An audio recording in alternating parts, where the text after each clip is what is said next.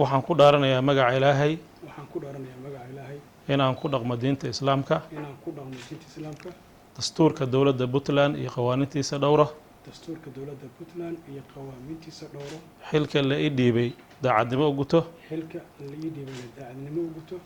dalka iyo dadkiisana lilaahi ugu adeego dalka iyo dadkiisana lilaahi ugu adeego